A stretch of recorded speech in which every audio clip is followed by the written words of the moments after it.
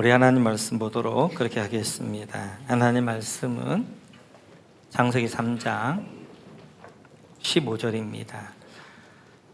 창세기 3장 15절에서 21절까지 말씀 보도록 그렇게 하겠습니다. 창세기 3장 15절 우리 같이 한 목소리 읽겠습니다. 내가 너로 여자와 원수가 되게 하고 너의 자손을 여자의 자손과 원수가 되게 하겠다. 여자의 자손은 너의 머리를 상하게 하고 너는 여자의 자손의 발꿈치를 상하게 할 것이다. 여자에게는 이렇게 말씀하셨다. 내가 너에게 임신하는 고통을 크게 더할 것이니 너는 고통을 겪으며 자식을 낳을 것이다. 네가 남편을 지배하려고 해도 남편이 너를 다스릴 것이다. 남자에게는 이렇게 말씀하셨다. 네가 아내의 말을 듣고서 내가 너에게 먹지 말라고 한 그 나무의 열매를 먹었으니 이제 땅이 너 때문에 저주를 받을 것이다. 너는 죽는 날까지 수고를 하여야만 땅에서 나는 것을 먹을 수 있을 것이다. 땅은 너에게 가시덤불과 엉겅퀴를 낼 것이다. 너는 들에서 자라는 부성귀를 먹을 것이다. 너는 흙에서 나왔으니 흙으로 돌아갈 것이다.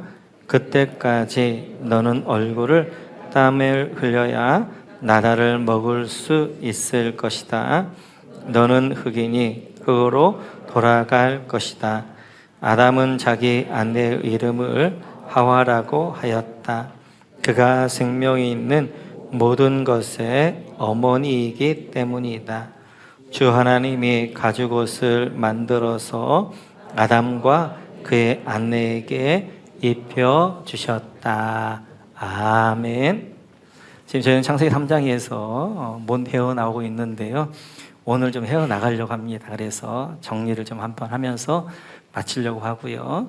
그래서 선악과를 먹음으로 이제 죽음이라는 심판이 오게 되어졌지요. 만약 심판으로 끝났다면 우리 기독교는 절망이지요. 그러나 그 심판 속에 피는 구원의 꽃들이 있습니다. 4가지의 구원의 꽃들이 있는데 그 꽃들을 중심으로 구원과 은혜를 중심으로 오늘 말씀을 같이 살펴보도록 그렇게 하겠습니다. 우리 같이 한번 8절 한번 보도록 하겠습니다. 8절입니다. 같이 읽죠. 시작. 그 남자와 그 아내는 날이 저물고 바람이 서늘할 때 주 하나님이 동산을 거니시는 소리를 들었다. 남자와 그 아내는 주 하나님의 낯을 피하여서 동산 나무에 숨었다. 선악과를 먹은 다음에 이제 그들이 이제 바람이 서늘할 때, 여러분 바람이 서늘할 때 밑줄 그어주시고 바람이 되면 동그라미 쳐주시고, 이 바람이란 말이 히브리어 루아흐거든요. 이 루아흐는 바람이란 말도 되는데 영이란 말도 되어져요. 이게 바람이 서늘할 때가 아니라 하나님의 영으로 에덴 동산에 임재하셨어요. 그랬더니 그들이 어떻게 두려움 가운데에서 하나님의 낯을 피하여서 동산 나무에 숨었다는 거예요. 그러니까 죄를 지으면 가장 먼저 나타나는 반응이 두려움입니다. 두려움. 그래서 선악과를 먹고 죄를 짓게 되어지니까 두렵게 되어져서 동산 나무 사이에 숨어 있어요. 이렇게 동산 나무에 숨어 있는 아담과 하와에게 하나님이 이렇게 하시죠. 우리 한번 9절 같이 한번 읽어볼까요? 9절 같이 읽어서 시작. 주 하나님이 그 남자를 부르시며 물으셨다. 네가 어디에 있느냐? 이렇게 선악과를 따먹고 동산나무 사이에 숨어서 벌벌벌 떠고 있는 아담에게 하나님이 찾아오신 거예요. 그래서 이런 심판 속에서 피는 첫 번째 구원은 하나님이 찾아오신 것입니다. 그런데 오늘 하나님이 찾아왔던 이 아담과 하와는 어떤 사람이었어요? 하나님 모든 걸 창조하고 모든 걸 주셨단 말이에요. 그러나 네가 진짜 주인 아니고 내가 진짜 주인이라는 걸 인정해라. 선악과나 남겨놓았는데 그 선악과마저도 내가 따먹고 하나님과 같이 되겠다고 하나님을 반역했던 그 사람, 그 아담과 하와를 하나님이 찾아오신 거예요. 그러니까 하나님 앞에 선하거나 하나님 앞에 예쁘거나 이런 것이 아니라 하나님을 대적하고 반역하고 숨어있는 아담과 하와를 하나님이 찾아오신 것입니다. 그렇습니다. 우리 인생 가운데 가장 큰 축복은 하나님이 나를 찾아오신 거예요. 우리 모두는 내가 먼저 하나님을 찾지 않았습니다. 하나님이 나를 찾아오셔서 내 이름을 불러주셨고, 얘야 네가 왜 거기 있느냐, 우리를 그 어둠 가운데 건져주신 분이 하나님이시고, 내가 어디에 있든지 어떤 형편에 있을지라도 하나님은 우리를 찾아오셔서 우리를 만나주시고 우리의 손을 잡아주시는 분이 되어집니다. 그래서 이제 성경의 가장 큰 은혜들은 하나님이 늘 우리를 찾아오시는 건데, 성경을 보면 하나님이 정말 그 백성들을 참 많이 찾아가셔요. 그 가운데 몇 가지 대변 예를 들면, 우리 한번 엘리야를 예를 들어보겠습니다. 열왕기 합니다. 열왕기상 같이 읽죠. 시작. 자신은 홀로 광야로 들어가서 하룻길을 더 걸어 어떤 로뎀 나무 아래에 가서 거기에 앉아서 주기를 간청하며 기도하였다. 주님, 이제는 더 바랄 것이 없습니다. 나의 목숨을 거두어 주십시오. 나는 내 조상보다 조금도 나을 것이 없습니다. 그런 다음에 그는 로뎀 나무 아래에 누워서 잠이 들었는데, 그때 한 전사가 일어나서 먹으라고 하면서 그를 깨웠다. 엘리야가 깨어보니 그의 머리 맡에는 뜨겁게 달군 돌에다가 구워낸 과자와 물 한 병이 놓여 있었다. 그는 먹고 마신 뒤에 다시 잠이 들었다. 아멘.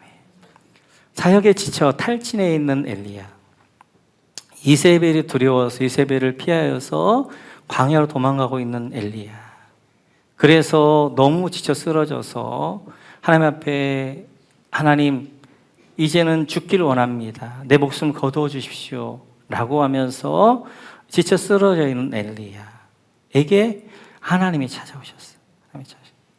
하나님의 유머 가운데 그런 것 같아요. 6절에 보니까 갓 구워낸 빵, 돌에 빵이 막 갓 구워내면 얼마나 맛있는 냄새가 나겠어요.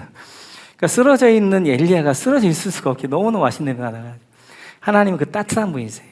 따뜻한, 정말 그 주대에 어떻게 하는 거예요?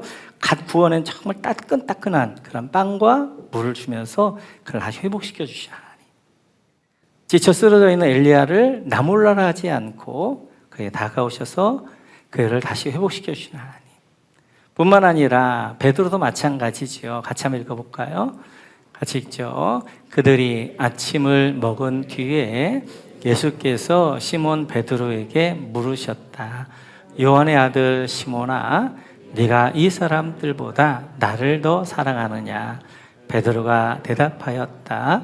주님, 그렇습니다. 내가 주님을 사랑하는 줄을 주님께서 아십니다. 예수께서 그에게 말씀하셨다. 내 어린 양을 먹여라. 아멘. 예수님 3년 동안 쫓았지만 예수님 십자가에 죽는 것들을 보고 시련과 절망 가운데에서 다시 갈릴리로 돌아온 베드로, 밤새도록 이제 그물로 내렸지만 잡지 못했던 그 베드로에게 예수님께서 이 떡과 그 다음에 생선을 구워놓고 계셨어요. 그리고 베드로를 부르시고 먹인 다음에 주님 물어보시는 거예요. 찾아오시는 거예요. 그래서 베드로야, 네가 나를 사랑하느냐? 네, 주님, 제가 주님 사랑합니다. 그래서 시련과 절망 가운데 베드로를 하나님이 찾아오시고 그걸 어떻게 다시 이렇게 세워주시고 그게 어떻게 하는 거예요? 다시 사명을 불어넣어 주시는 그 하나님. 그 하나님. 성경 먹는 걸 중요하게 여깁니다. 엘리야도 지쳐있을 때 먹이셨고, 실에 빠진 제사들도 어떻게 하나요? 먹이시고 그들을 회복시켜 주시게 되어지고, 이렇듯이 하나님 우리를 찾아오시는 하나님이세요. 그때 우리가 낙심 가운데 있을 때, 시력 가운데 있을 때, 절망 가운데 있을 때, 처절한 우울함 가운데 있을 때, 그때 우리 주님 찾아오셔서 우리의 손을 붙잡아 주시며, 얘야, 네가 왜 거기 있느냐? 네가 있어야 할 자리 여기 아니지 않느냐? 네가 있어야 할 자리 예배의 자리이고 네가 있어야 할 자리 사명의 자리 아니냐? 라고 하면서 우리 일으켜 세워주신 주님. 그래서 심판 속에서 만약 하나님이 아담과 하와를 찾아오지 않았다면 그들은 절망이었을 거예요. 그러나 그 심판, 그 선악과 범죄함 가운데 하나님 그들을 찾아오시고 네가 있어야 될 자리는 그 자리 아니야. 그들을 이렇게 세워주시고 이제 나무 사이에서 그들을 건져주신 하나님, 그 하나님이 우리를 찾아오셨고 우리를 그 어둠과 절망 가운데서 건지셔서 믿음의 자리 그리고 은혜의 자리로 인도해 주신 줄로 믿습니다. 계속해서 보게 되어지면 오늘 구절을 보면 또 이렇게 되어져 있습니다. 우리 같이 한번 읽어볼까요? 시작. 주 하나님이 그 남자를 부르시며 물으셨다. 여러분 물으셨다에다 밑줄 그어주시고, 아담을 찾아오셔서 하나님 하나님 뭐라고 하냐면 물으셨어요. 뿐만 아니라 13절입니다. 13절 같이 읽죠. 시작. 주 하나님이 그 여자에게 물으셨다. 여기까지 물으셨다. 밑줄 그어주시고, 또 하와에게 찾아오셔서 하와에게 하나님이 물으셨어요. 14절 같이 한번 읽어볼까요? 14절 같이 읽죠. 시작. 주 하나님이 뱀에게 말씀하셨다. 여기까지. 뱀에게 말씀하셨다. 밑줄 그어주시고, 뱀에게는 사단이 묻지 않습니다. 말씀하십니다. 아담과 하와와 그 다음에 뱀과 사단과의 가장 큰 차이 첫 번째가 뭐냐면 아담과 하와에게는 물으셨어요. 그런데 뱀과 사단에게 묻지 않고 말씀만 하십니다. 뿐만 아니라 14절 계속 그 뒤에 읽습니다. 시작. 네가 이런 일을 저질렀으니 모든 집짐승과 들짐승 가운데서 내가 저주를 받아 사는 동안 평생도록 배로 기어다니고 흙을 먹어야 할 것이다. 여러분 저주를 받아 밑줄 그어주시고, 그리고 평생도록 배로 기어다니고 밑줄 그어주시고, 흙을 먹어야 할 것이다. 밑줄 그어주시고, 뱀에게 묻지 않았어요. 그리고 어떻게 하는 거예요? 말씀을 선포하셨어요. 뭘 선포했어요? 저주를 선포했어요. 그리고 뭐라고 하요? 그 저주는 평생도록 배로 기어다닐 것이고 흙을 먹는 저주를 이제 뱀이 받습니다. 아담에게도 하나님 이렇게 이제 여자에게도 이렇게 말씀하십니다. 우리 한번 16절 같이 한번 읽어볼까요? 16절 같이 읽죠. 시작. 여자에게는 이렇게 말씀하셨다. 내가 너에게 임신하는 고통을 크게 더할 것이니 너는 고통을 겪으며 자식을 낳을 것이다. 네가 남편을 지배하려고 해도 남편이 너를 다스릴 것이다. 하와에게는 저주하지 않아요. 대신 징계하셔요. 징계. 그 징계가 뭐였어요? 임신의 고통을 크게 더할 것이니 밑줄 그어주시고, 임신의 고통을 크게 더하게 하는 징계를 주셨어요. 징계. 뿐만 아니라 17절에도 이제 남자에게 이렇게 말씀하시는데요. 같이 읽죠. 시작. 남자에게는 이렇게 말씀하셨다. 네가 아내의 말을 듣고서 내가 너에게 먹지 말라고 한 그 나무의 열매를 먹었으니 이제 땅이 너 때문에 저주를 받을 것이다. 너는 죽는 날까지 수고를 하여야만 땅에서 나는 것을 먹을 수 있을 것이다. 남자의 아담에게도 저주하지 않습니다. 대신 여러분 땅이 너희 때문에 저주를 받아 밑줄 그어주시죠. 대신 뭐가 저주를 받는 거예요? 땅이 저주를 받아요. 대신 아담에게도 뭐 하는 거예요? 하나님이 징계하셔요. 그 징계는 뭐예요? 여러분 죽는 날까지 수고를 하여야 밑줄 그어주셔요. 죽는 날까지 수고하여 땀을 흘려야 먹을 수 있는 징계를 주셔요. 자, 선악과를 먹은 다음에 하나님이 아담과 하와도 찾아오셨고, 그리고 뱀에게도 말씀하셨어요. 뱀과 아담과 하와의 차이점이 있는데, 첫째는 아담과 하와에게는 하나님 물으셨어요. 근데 뱀에게는 묻지 않습니다. 말씀하셔요. 선포하셔요. 아담과 하와에게는 저주하지 않았어요. 징계만 했어요. 그런데 뱀에게는 어떻게 하냐? 저주하셨어요. 선악과를 따먹은 누구예요? 아담과 하와가 따먹었잖아요. 근데 아담과 하와는 저주하지 않고 징계만 했고, 저주는 누가 받는 거예요? 뱀이 받는 거예요. 땅이 받는 거예요. 왜 그러냐 하는 거죠. 왜 그러냐. 자, 우리 한번 9절 같이 한번 읽어볼까요? 9절 같이 읽죠. 시작. 주 하나님이 그 남자를 부르시며 물으셨다. 여기까지. 여러분 주 하나님 밑줄 그어주시고, 우리 봤던 것처럼 지금 아담을 찾아오신 하나님이 어떤 하나님이면 주 하나님, 여호와 하나님이란 말이에요. 여호와 하나님은 언약의 하나님, 쉬운 말로 하면 약속의 하나님. 사람과 함께 언약을 맺으시고 그 언약을 신실하게 그 언약을 이루어 가신 하나님. 지금 아담과 하와 언약을 맺었기 때문에 아담과 하와에 물어봐야 되는 거잖아요. 너 왜 나하고 약속했는데 약속 안 지켜? 약속에 어겼어? 묻는 거잖아요. 그러니까 아담과 하와에게는 하나님 물으셨어요. 그런데 사단하고는 언약을 안 맺지 않았어요. 그냥 물을 필요가 없는 거예요.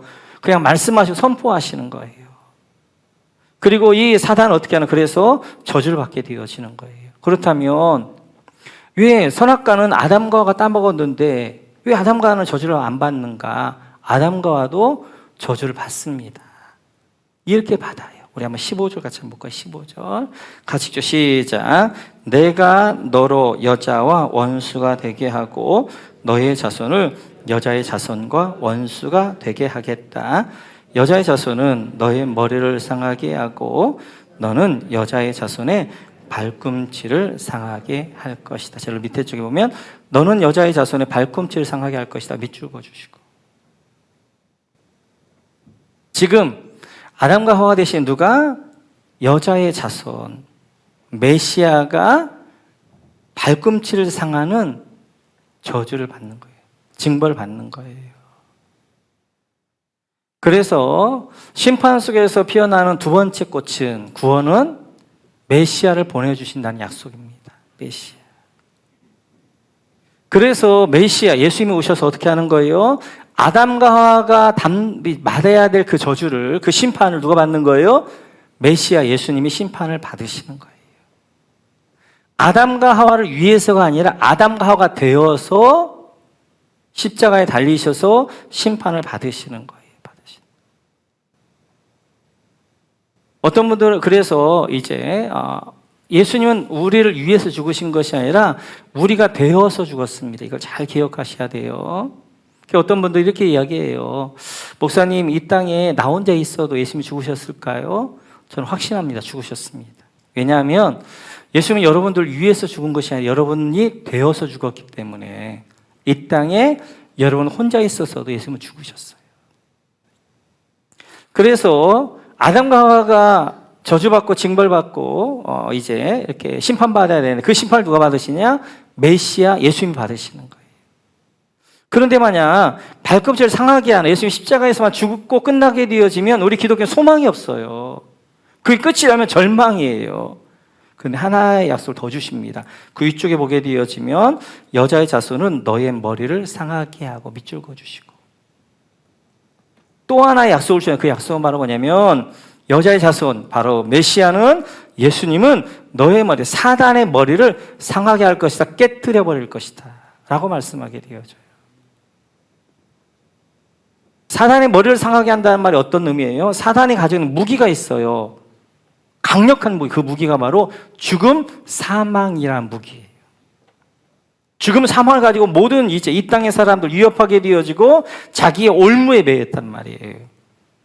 그런데 이제는 어떻게 하는 거예요? 그 예수님께서 십자가에 죽으셔서 그리고 부활하심으로 말미암아 이 사망의 권세, 이 사단의 권세, 이 사단의 머리를 깨뜨려 버리고 상하게 해버리게 되어지는. 더 이상 죽음이 사망이 우리에게 어찌할 수 없는 이제 그러한 무기가 될 수 없는 그러한 상태로 만들어 버리는 거예요. 그래서 오늘 창세기 3장 15절을 가리켜서 원복음이다, 원시복음이다 라고 이야기합니다. 왜냐하면 성경에서 가장 최초로 십자가와 부활에 나오는 것이 3장 15절이니까 그래요. 3장 15절. 창세기 3장 15절에서는 예수님의 십자가에 죽으심, 그리고 예수님께서 사망 것을 깨뜨리시고 부활하심에 대한 약속이 최초로 나와요. 그래서 원복음이라고 그러고 원시복음 이렇게 이야기합니다. 오늘 아담과 하와가 받아야 될 저주를 누가? 예수님이 십자가에서 아담과 하와가 되셔서 십자가에서 저주를 받으시고 그걸 끝나는 것이 아니라 이제 그 죽음 이후에 이제 부활하셔서 사망을 깨뜨리신단 말이에요. 호랑이를 잡기 위해서는 호랑이 굴로 들어가야 되는 것처럼 예수님이 사망에 잡히셔요. 그리고 호랑이를 잡는 것처럼 사망 것을 깨뜨려 버리시고, 그리고 사단의 머리를 이제 상하게 하는 것들을 볼 수 있습니다. 우리 기독교는 십자가의 종교이기도 맞지만 진짜 중요한 것은 부활신앙을 가지셔야 돼요. 우리가 십자가의 신앙만 가지면 늘 우울합니다. 늘 패배자입니다. 그럼 우리 기독교는 십자가로 끝나는 게 아니라, 십자가는 왜 십자가가 있느냐? 십자가가 있어야 부활의 영광이 있으니까, 고난이 있어야 승리의 면류관이 있기 때문에 십자가가 있는 거예요. 그러니까 십자가 신앙도 중요한데 진짜 중요한 신앙은 부활 신앙이에요. 할렐루야. 부활의 영광이에요. 부활의 승리예요. 부활의 기쁨이에요. 이 신앙을 가지고 우리가 살아가야 돼요. 그래서 심판 속에서 피는 꽃은 바로 십자가에서 예수님 메시아가 죽지만 부활할 것이라는, 그리고 사망 것을 깨뜨릴 것이라는 이 약속이 바로 두 번째 꽃이 되어지고, 세 번째는 우리 한번 7절 같이 한번 읽어볼까요? 7절 같이 읽죠. 시작.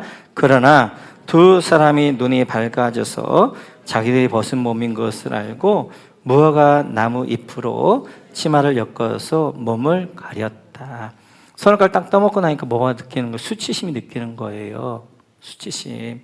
그래서 죄를 짓게 되어지면 죄의 두 번째 감정은 수치심입니다. 수치심. 그래서 아주 흉악범들에게도 카메라 갖다 대면 얼굴 가리잖아요. 수치심 때문에. 이렇게 이제 수치심을 느끼게 되어지니까 그 수치심을 가리려고 무화과 나뭇잎으로 치마를 만들어 자기의 이제 수치심을 가리게 되어집니다.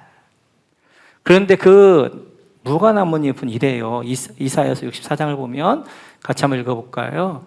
같이 읽죠. 시작. 우리는 모두 부정한 자와 같고 우리의 모든 은은 더러운 옷과 같습니다. 우리는 모두 나뭇잎처럼 시들었으니 우리의 죄악이 바람처럼 우리를 휘몰아 갑니다. 나뭇잎은 시드는 거예요. 무화과 나뭇잎은 잠시는 가릴 수 있지만 해가 떠오르게 되어지면 시들어버리고 그걸 나를 가릴 수가 없는 거예요. 이 무화과 나뭇잎은 자기의 의예요. 사람은 누구나가 다 죄에 대한 수치심이 있어요. 그러니까 그거에 반등해서 어떻게 하는 거예요? 뭔가 좀 착한 사람이 되면 보상심리로 내가 조금 가리워질까, 내 수치심이 없어질까, 그래서 어떻게 하는 거예요? 이제 조금 선한 그런 삶도 살고, 또 어떤 분은 종교를 이용하기도 해요. 내가 종교 가운데 있으면 내 수치심이 좀 가리워질까요? 종교라는 그 무화과 나뭇잎으로 자기를 가리기도 한단 말이에요. 자기 종교 이런 것은 무화과 나뭇잎과 같은 거예요. 그런데 하나님이 이 옷을 입혀주시죠. 우리 한번 21절 같이 한번 읽어볼까요? 21절 같이 읽죠. 시작. 주 하나님이 가죽옷을 만들어서 아담과 그의 아내에게 입혀주셨다. 이런 가죽옷에 동그라미 쳐주시고, 하나님이 입혀주신 옷이 있어요. 그 옷이 뭐였냐면 가죽옷입니다. 가죽옷. 지금 무화과 나뭇잎으로 만든 것은 이제 곧 시들어 말라버릴 거란 말이에요. 그래 하나님이 가죽옷을 만들어서 가죽옷으로 아담과 하와의 수치를 이제 덮어주시는 거예요. 바로 이 가죽옷은 바로 가죽 만들기 위해서는 동물이, 특별히 양이 죽어야 된단 말이에요. 피를 흘려야 된단 말이에요. 그래서 그 피 흘림으로 만든 옷, 그 옷은 바로 예수님께 십자가에 죽으셔서 만드신 옷, 의의 옷이란 말이에요. 그래서 우리는 예수님 십자가에 만든 의의 옷, 예수님의 옷을 입어야 돼요. 로마서에서 보면 이렇게 바울 사도는 이야기합니다. 같이 한번 읽어볼까요? 같이 읽죠. 시작. 주 예수 그리스도로 옷을 입으십시오. 정욕을 채우려고 육신의 일을 꾀하지 마십시오. 우리가 입어야 될 옷은 예수 그리스도의 옷을 입어야 돼요. 의의 옷을 입으셔야 돼요. 하나님 만든 옷을 입으셔야 돼요. 그 옷을 입어야 진짜 나를 가리워주게 되어지고 그 의의 옷이 나를 구원하게 되어지는 것들을 볼 수 있습니다. 자꾸만 자기 어떤 선함이랄지 어떤 자기 수치를 가리기 위해 자꾸 인간적인 그런 걸로 자기를 하려고 하는 건 일시적인 것뿐이에요. 우리가 입어야 될 옷은 예수님이 십자가에 만든 옷, 의의 옷, 그 옷을 입어야 됩니다. 우리 모두에게 하나님 주신 심판 속에 피어난 세 번째 꽃은 바로, 구원은 바로 뭐냐면 가죽옷이에요. 가죽옷. 자, 네 번째는 무엇인가? 우리 한번 24절 같이 한번 읽어볼까요? 24절 같이 시작. 그를 쫓아내신 다음에 에덴 동산의 동쪽에 그룹들을 세우고 빙빙 도는 불칼을 두셔서 생명나무에 이르는 길을 지키게 하셨다. 여러분 쫓아내신 다음에 밑줄 그어주시고 그 밑에 줄에 생명나무에 이르는 길을 지키게 하셨다. 밑줄 그어주시고 그래서 이제는 선악과를 먹은 아담과 하와를 어떻게 하는 거예요? 에덴에서 쫓아내십니다. 그리고 에덴에 들어오지 못하도록 생명나무 이르는 길을 이제 그룹이라는 천사와 그리고 불칼로 그걸 막아요. 설명드렸던 것처럼 왜냐하면 아담과 하와는 지금 죄를 지었단 말이에요. 죄를 지어서 징벌을 받는 몸인데 그가 다시 생명나무 열매를 먹으면 영생한단 말이에요. 죄 짓는 가운데에서 하나님의 징계 가운데 영생하는 것 그게 뭐예요? 지옥이잖아요. 지옥. 그래서 지금 생명나무를 먹으면 안 되는 거예요. 그럴 때 하나님께서 생명나무의 길을 막으시고 그를 에덴에 쫓아내시는 거예요. 때때로 하나님이 막으시는 게 은혜란 말이에요. 하나님 막으실 때는 막으실 만한 이유가 있는 거예요. 이유가 있는 거. 안 주실 때는 안 주시는 이유가 있는 게 안 주시는 게 은혜일 때가 많습니다. 그 심판 속에서 피는 네 번째 구원은 생명나무와 그 생명나무에 가는 길을 막으신 것이 은혜예요. 은혜. 지금 선악과를 이제 먹은 아담과 하와에게 하나님이 주셨던 또 다른 은혜는 생명나무를 없애지 않은 거예요. 생명나무의 길을 없애버린 게 아니에요. 생명나무 가는 길을 막으신 거예요. 막았다는 말은 뭐예요? 언젠가는 그 길이 열린다는 거예요. 그리고 언젠가 그 생명나무가 이 땅을 먹게 하실 때가 있다는 거예요. 이게 은혜예요. 이게 은혜. 그냥 하나님께서 그냥 생명나무도 없애버리고 생명나무 이르는 길도 다 없애버리지 않고 막으셔서 언젠가는 그 길이 열릴 것이며 언젠가는 생명나무 열매를 먹을 것이라는 것들을 암시해 주고 있단 말이에요. 그래서 예수님께서 요한복음에 보면 이렇게 말씀하십니다. 우리 같이 한번 읽어볼까요? 같이 읽죠. 시작. 예수께서 그에게 말씀하셨다. 나는 길이요 진리요 생명이다. 나를 거치지 않고서는 아무도 아버지께로 갈 사람이 없다. 나는 생명. 예수님은 생명나무 열매라는 거예요. 생명나무 열매. 그리고 예수님은 길이라는 거 어디로 가는 길? 생명나무로 가는 길이다라고 말씀하게 돼요. 예수님께서 생명나무가 되어주시고 생명나무 열매가 되어주시고 예수님이 생명나무로 가는 길이 되어지는 거예요. 길. 그럼 그 길을 어떻게 만드시는가? 마가복음 한번 보도록 하겠습니다. 같이 읽죠. 시작. 예수께서는 큰 소리를 지르시고서 숨지셨다. 그때 성전 휘장이 위에서 아래까지 두 쪽으로 찢어졌다. 예수님 십자가에 달려 돌아가실 때 어떤 일이 있었냐면 성전에서는 휘장이 찢어집니다. 위에서 아래로. 휘장 안에는 어떤 그림이 있어요? 그룹이란 천사의 그림이 있잖아요. 그 천사가 뭐 하는 거예요? 지성소, 에덴 동산, 생명나무를 지킨단 말이에요. 근데 찢었다는 말은 뭐 하는 거예요? 이제는 예수 그리스도의 십자가를 의지해서 어떻게 하는 거예요? 십자가를 통해서 생명나무의 길이 열린 거예요. 예수님이 생명나무의 길이시니까. 그리고 이제 우리 지성소 안에 들어가서 어떻게 하는 거예요? 하나님의 은혜 앞에 나갈 수가 있게 되어지고 이제는 그 생명나무의 열매를 먹을 수가 있는 거예요. 왜요? 예수님이 나를 위해서 나 대신 십자가에 죽으셨기 때문에 이제 내 죄가 사해졌단 말이에요. 이제는 이제 사해진 죄가 없는 자가 됐기 때문에 뭘 먹어야 되는 거예요? 생명나무 열매를 먹고 영생해야 된단 말이에요. 주님 뭐라고 말씀하셔요? 나는 생명의 떡이다. 나를 먹는 자는 죽지 않고 영원히 살 것이다 라고 말씀하신단 말이에요. 이제는 예수 믿는 우리가 먹어야 될 것이 그것은 이제는 생명나무 열매, 생명의 떡이신 예수님을 먹어야 된단 말이에요. 예수님 먹어야 되는 거예요. 그래서 이제 어디 휘장을 열으셨고 생명나무의 길을 열어놓으셨고 생명나무가 되어 열매가 되어지시는 생명의 떡이 되신 예수님 우리가 먹게 되어지는 것들을 볼 수 있어요. 그래서 이제 이런 심판 속에서 피어나는 꽃은 바로 예수님께서 생명의 길이 되어주시고 우리의 생명의 나무가 되어주셔서 우리 영생하도록 우리를 인도해 주시는 것, 이것이 바로 이제 심판 속에 피어나는 구원과 은혜가 되어집니다. 오늘 우리는 이제 좀 창세기 3장을 좀 정리하면서 선악과 심판, 그 죽음으로 끝났다면 우리는 비참한 인생일 거예요. 그 심판 속에서도 하나님이 피어나는 구원꽃이 있는 첫째는 하나님 우리를 찾아오신 것입니다. 둘째는 이제 그 가운데 메시아를 보내시겠다는 약속인 거예요. 세 번째는 가죽옷을 제어 입히신 거예요. 네 번째는 생명나무의 길과 생명나무를 주신 거란 말이에요.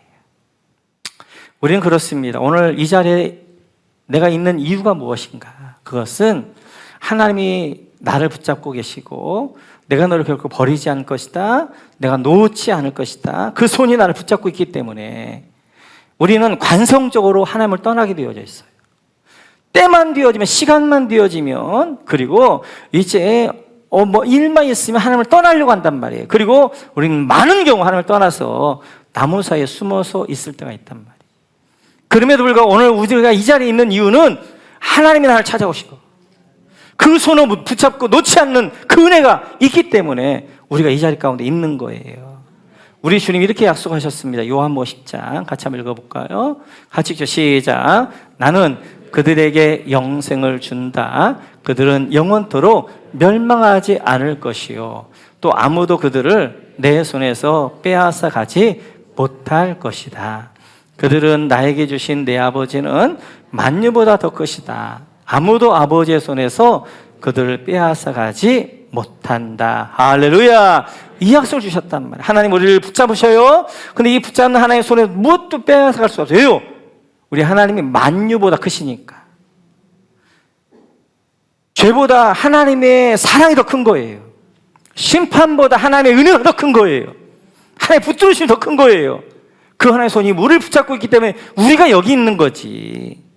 내가 의로워서 내 열심이 아니라 하나님이 오늘도 나를 붙잡으시고 나를 찾아오셔서 너희가 왜 그곳에 있느냐, 우리를 이렇게 세워주시고 우리를 인도해 주시고 그 손길이 나를 이 자리에 있게 한 줄로 믿습니다.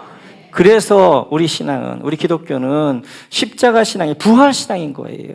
그래서 바울 사도는 이제 사망을 향해 죽음을 향해 이렇게 선포합니다. 같이 한번 보겠습니다. 같이 시작. 죽음아 너의 승리가 어디 있느냐? 죽음아 너의 독침이 어디 있느냐? 즉 죽음의 독침은 죄요 죄의 권세는 율법입니다. 그러나 우리 주 예수 그리스도를 통하여 우리에게 승리를 주시는 하나님께 우리는 감사를 드립니다. 아멘. 우리는 사망을 향하여 사탄을 향하여서 외쳐야 됩니다. 55절에 보게 되면 이제 바울사도 이렇게 외칩니다. 죽음아 너의 승리가 어디 있느냐? 죽음아 너의 독침이, 너의 쏘는 것이 무엇이냐? 그것은 이제 아무런 우리에게 영향력을 미칠 수 없게 되어져. 우리는 승리하게 약속되어진 사람들. 왜요? 우리 주님으로 인하여서 그리스도를 통해 우리에게 승리를 주시는 하나님, 내가 승리하는 것이 아니라 주님이 나를 승리하게 하시기 때문에 그 부활의 승리 우리가 살아가게 되어진 것들을 볼 수 있습니다. 저는 우리의 부르심이 이런 부르심이 아니에요. 그래서 일주일 동안 교회 와서 이런 기도하시면 안 돼요. 하나님 한 주간 동안 죄만 짓다 왔습니다. 저를 좀 용서해 주십시오. 이렇게 우리를 부르시지 않았어요. 우리 부르심은 승리의 부르심, 영광의 부르심인 거예요. 하나님, 우리 주님의 부활 승리로 믿음의 선한 싸움을 싸우고 믿음으로 영적으로 사탄과의 영적 싸움에 승리하고 하나님 앞에 왔습니다. 승리케 하신 하나님 감사합니다. 이런 고백을 드리셔야 돼요. 이 부르심으로 부르셨지 우리는 매일 다른 책방에 들을 수 죄 짓고 회개하고 죄 짓고 회개하고 이런 부르심으로 부르신 게 아니라 훨씬 더 풍성한 하나님의 승리함과 하나님의 영광과 하나님의 은혜 가운데 나가게 하는 그 부르심이란 말이에요. 한 주간 동안에도 이 부활의 영광의 승리가 우리 가운데 함께 하셔서 이 부활 영광과 승리 가운데 영적 싸움을 승리하며 다음 주에 오셔서는 한 번도 하나님 패배하다가 죄만 짓다 왔습니다 이러지 말고 하나님 부활 붙잡고 주님 승리한 주님에 의지하며 주님 승리케 하셔서 영적 싸움 승리하며 이제 은혜 가운데 다 왔습니다 라고 고백할 수 있는 여러분 모두가 되시기를 주님의 이름으로 축원합니다.